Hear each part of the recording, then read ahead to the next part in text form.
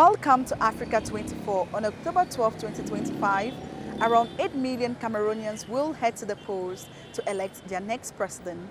With 12 candidates in the race, each rallying their supporters, Africa 24 is on the ground to bring to you in-depth coverage of the presidential campaign. Pierre Kwemo, 69, Member of Parliament for Hokem and leader of the Union of Socialist Movement, is running for president on October 12.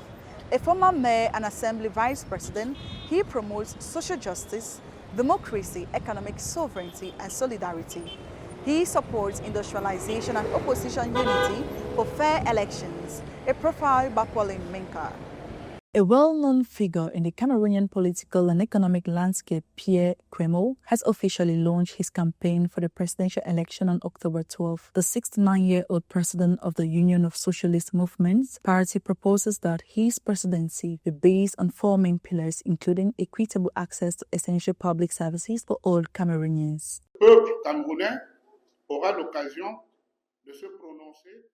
The Cameroonian people will have the opportunity to decide their future. This moment, which we have been waiting for and fighting for years, should be one of democratic clarity, constructive debate, and fair competition between different visions for the future. Démocratique. Du débat d'idées.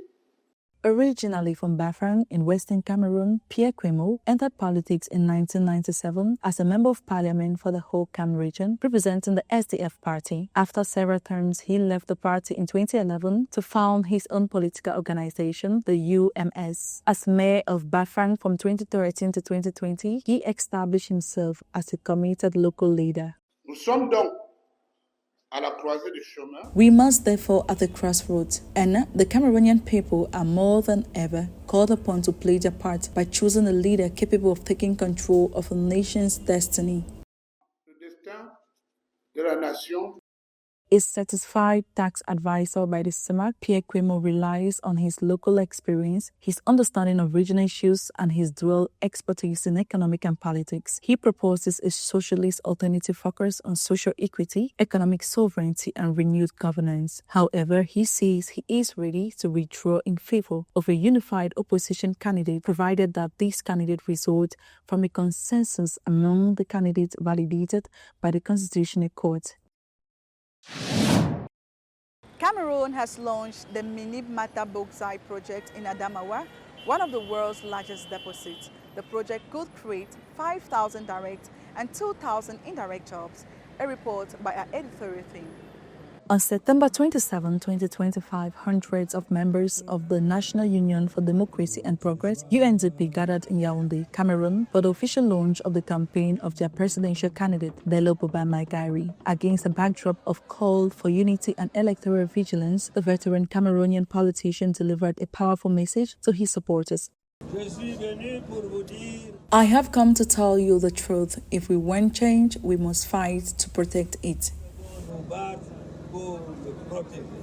Bello Maïgari emphasizes citizen participation and vigilance on election day. According to him, these actions are essential to guarantee a transparent process and to build the Cameroon of tomorrow based on justice and prosperity. Mobilizing voters and monitoring polling stations remain key elements of the UNDP's strategy. Yes, go and register to vote. Yes, go and vote in large numbers on October 12 election day, but above all, stay at the polling stations, monitor every ballot, every tally sheet. The Cameroon we will build together will be a Cameroon of justice, fairness, and shared prosperity. The UNDP candidate also relies on recent alliance with other political figures, strengthening his campaign in the run-up to the October 12, 2025 election. Cameroon is advancing women's empowerment through initiatives boosting economic inclusion, education, and political participation while strengthening family roles. Details with Pauline Minka. In Cameroon, where the 2025 presidential election is shaping up to be crucial, Joseph Lee, Minister of Public Service and Administrative Reform, has taken the reins of the CPDM, Cameroon People's Democratic Movement, in the East region. Through various meetings, Joseph Lee is strengthening the party unity and mobilizing the grassroots supporters.